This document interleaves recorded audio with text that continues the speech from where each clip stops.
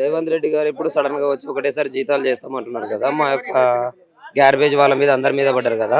ఇది ఒక మున్సిపాలిటీలో మా ఒక గ్యార్బేజ్ ఒకటే లేదన్నా, మేము పని చేయట్లేదని చాలా మంది చాలా విధాలుగా మా మీద కంప్లైంట్లు పెట్టడము, మీడియాలో పేపర్ల మీ దాంట్లో కూడా రావడము, పని చేయట్లేదు, చెత్త కార్మికులు ఎక్కడ దగ్గర చెత్త వదిలేస్తున్నారు అంటున్నారు కదా. ఇప్పుడు ఏవైతే ఈ బండ్లు ఉన్నాయో, ఈ 6 టన్నర్స్ బండ్లు వెయిట్ మొత్తము వేస్ట్ గ్యార్బేజ్ ఎక్కడైతే పబ్లిక్ వైట్స్ రోడ్ సైడ్ వేస్తున్నారో వాళ్ళకి ఎంత కట్టిస్తున్నారు డబ్బులు. ఇప్పటిదాకా మాకు ఒక రూపాయి కూడా జీతం ఇచ్చింది లేదు వాళ్ళు. ఈ రోజు లక్షల వ్యవధి గచ్చిబౌలి సైడ్ ఐ డెవలప్మెంట్ అయిందని స్కిల్స్ ₹5 చేసినాం. ఒక ఎంప్లాయ్ 35 years సాలరీ జీతం చేస్తే మనము మరి ఇయర్లీ ఇంప్లిమెంట్ కావాల్సిందే కంపల్సరీ. మాకు ఇంప్లిమెంట్ ఎక్కడ జరిగింది? ఇన్ని రోజులు 500కి చేసిన కార్మికుడు ఇప్పుడు ఒక 20,000 నుంచి 40,000 నుంచి ఒక 60,000 దాకా సంపాదిస్తున్నాడు. వాళ్ళ కడుపు మంట అవుతున్నట్టుంది. కంపెనీలకు ప్రైవేట్ సంస్థకు చెప్తే వాళ్ళకి షేర్ అవుట్ ఇచ్చిన తర్వాతే కదా మాకు సాలరీస్ ప్లేస్మెంట్ ఇవ్వాల్సింది.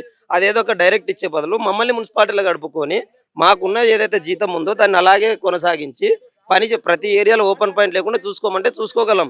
డ్రైనేజ్ సిస్టమ్ డ్యామేజ్ అయినా మున్సిపాలిటీలో చెత్త జిహెచ్ఎంసీ వాళ్ళే అంటారు. డ్రైనేజ్ కాకపోయినా వెయిట్ సైడ్ పిక్కర్ చేసినా జిహెచ్ఎంసీ వాళ్ళే అంటారు. ఇంతమంది మేమేస్తున్నాం అంటారు. పబ్లిక్ వేసేదాన్ని మేము చేయట్లేదంటే ఎలా? డ్రైనేజ్ సిస్టమ్ వాళ్ళు తీయకుండా రోడ్ సైడ్ చెత్త ఎక్కడెక్కడ పెట్టి కుప్పలు పెడితే అది కూడా మేము రూపాయి తీసుకోకుండా క్లీనప్ చేసుకొని వస్తున్నాం. వేస్ట్ గ్యార్బేజ్ వెహికల్స్ అలౌట్ చేశారు. వాళ్ళకి సాలరీస్ కుసబెట్టిస్తున్నారు. మస్కిటోస్ వాళ్ళు దోమలు పడుతున్నాయంటే చెత్త పడే వాళ్ళని, దోమలు కొట్టే వాళ్ళని సరిగా చేయకుంటే వాళ్ళు అన్నారు. కానీ రెగ్యులర్గా పనికి పోయి చేసే వాళ్ళని మేము అంటారు. ఒక మనిషి 35 years నుంచి ఒకటే ఏరియాలో తండ్రి తర్వాత కొడుకు, కొడుకు తర్వాత వాని కొడుకు చేస్తూనే ఉన్నాం. దాంట్లో చదువుకున్న పోరలు ఉన్నారు, చదువుకున్న వాళ్ళు ఉన్నారు, చదువు అబ్బని వాళ్ళు ఉన్నారు. ఇంతమంది ఇదే విధంగా పని చేస్తున్నా కూడా ఇప్పుడు మాకు వచ్చి 25 సాలరీ ఇస్తాం, 30,000 సాలరీ ఇస్తాం అంటే ఎలా చేయగలరు? ఒక పిల్లోని చదివించుకోవాలంటే మినిమం సాలరీ ఇప్పుడు పర్ ఇయర్లీ యాన్యువల్ 60,000 లేదా ఒక అబ్బాయిని ప్రైవేట్లో చదివియాలి.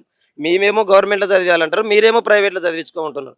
ఏ ఎంప్లాయ్ కానీ, ఏ గవర్నమెంట్ ఎంప్లాయ్ కానీ ప్రైవేట్లో పిల్లల్ని ఒక్కరైనా చదివిస్తున్నారా? మేమే చదివించాలా? అంటే జిహెచ్ఎంసీ గ్యార్బేజ్లో వర్క్ చేసే వాళ్ళంటే చులకన అయిపోయింది వాళ్ళకు. మొత్తానికి పబ్లిక్ వీళ్ళకి సపోర్ట్ రారు, వీళ్ళకి అండదండలు లేవనుకొని వాళ్ళు విర్రవీగడం వల్లనే మాకు పొట్టలు కొట్టడానికి ఇప్పుడు తయారయ్యారన్న. ఇప్పుడు ఏదైనా మేము పని చేయట్లేదంటే కంప్లైంట్ పరంగా చెప్పాలి కానీ ఒకటేసారి ప్రైవేట్ పరంగా ఎట్లా చెప్తారన్న. ఇప్పుడు చేసే కార్మికులకు కూడా ఫస్ట్లో 15,000 జీతం ఇచ్చారు. వాళ్ళు ఒక స్ట్రైక్ చేయగానే 23,000 సాలరీ చేశారు. అంటే వాళ్ళు డ్రైవర్ కూర్చొని హెల్పర్స్ 4 ఇస్తేనే 23,000 వాళ్ళకి ఇచ్చి హెల్పర్స్కి 4 15,000 18,000 చొప్పున వాళ్ళకి ఇస్తే మాకు ఒక లేబర్కి మేము ఇద్దరమే కష్టపడి పొద్దున 4 నుంచి సాయంత్రం 6 దాకా చేసే వాళ్ళు కూడా ఉన్నారు. మధ్యాహ్నం 2 దాకా కూడా చేసే వాళ్ళు ఉన్నారు. సాలరీ ఏ ప్లేస్మెంట్లు ఇస్తారన్న మాకు? ఇప్పుడు అదే గవర్నమెంట్ ఎంప్లాయీ డీసీ సార్కి ఒకప్పుడు 15,000 జీతం ఉంటే ఇప్పుడు 45,000 జీతం అయింది. దాన్ని తీసేసి ఇప్పుడు కొత్త ఎంప్లాయీస్కి ఇస్తానంటే ఒప్పుకుంటారా? లేదు కదా. వాళ్ళకు ఒక ఏజ్ లిమిట్ అంటూ ఉంది కదా. మరి మాకెందుకు లేదు లిమిట్? ఇలా అంటే కొత్తగా వచ్చిన పథకాలు మేము సిటీ డెవలప్మెంట్ కావాలని కోరుకుంటున్నాం, తప్పులేదు. మారాలి, మార్పు రావాలి. ఏ విధంగా? ఒక కిట్టు లేదు, ఒక హెల్త్ కేర్ లేదు, ఒక ఈఎస్ఐ లేదు, ఒక పిఎఫ్ లేదు. ఏది మాకు అలౌట్ చేసిన దాఖలాలే లేవు. సెంట్రల్ గవర్నమెంట్ నుంచి సంవత్సరానికి 234 కోట్ల ఫండ్ వస్తుంటే కూడా ఏడబెడుతున్నారు. ఆ ఫండ్ గోడలకు రంగేసి తుడిచి పొద్దున్నే వెళ్ళిపోతున్నారు. మరి మా బతుకులు ఏడ రంగు? ఏడేసిన దుప్పట అన్నీ ఉంది కదన్న మాది. పబ్లిక్ చేసేదానికి మమ్మల్ని అంటారు, రాజకీయ నాయకులు చేసేదానికి మమ్మల్ని అంటారు. ఎలక్షన్స్ టైం ఏమో అది అలర్ట్ చేసాం, ఇది అలర్ట్ చేసాం. ఆ road side elections times course allotment చేయాలి, మీరు అనౌన్స్ చేయాలా. తర్వాత ఏదైనా సమస్యలు ఉన్నప్పుడు మీరు కంపల్సరీ మైకి పెట్టుకొని ఇంటింటికి చెప్పాలంటారు. కానీ అవును మీకు పలాంది ఇస్తాము, ఇది చేస్తాము, మేము ఇంతగానో ధర్నాలు చేసి బంధువులు చేస్తే ఒక్కరైనా బయటకు వచ్చి ఇలాంటిది ఏది లేదు, అపోహ మాత్రమే, ఒక లీడర్ కానీ ఒక నాయకుడు కానీ సీఎం రేవంత్ రెడ్డి గారు కానీ ఒక్కసారి కానీ బయట వచ్చి అనౌన్స్ చేశారా? ఎందుకు చేయట్లేదు? అంటే మీకు ఏమైనా లావాదేవీలు ఉన్నాయా?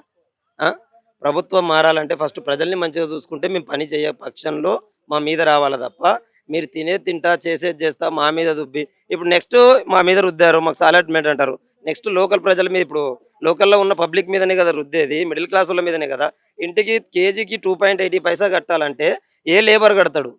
డైలీ 500 కూలీ చేసే కార్మికుడు నీకు నెలకు వచ్చేసి 300 నుంచి 350 రూపాయలు చెత్తకే కట్టాలంటే ఎలా కడతాడు?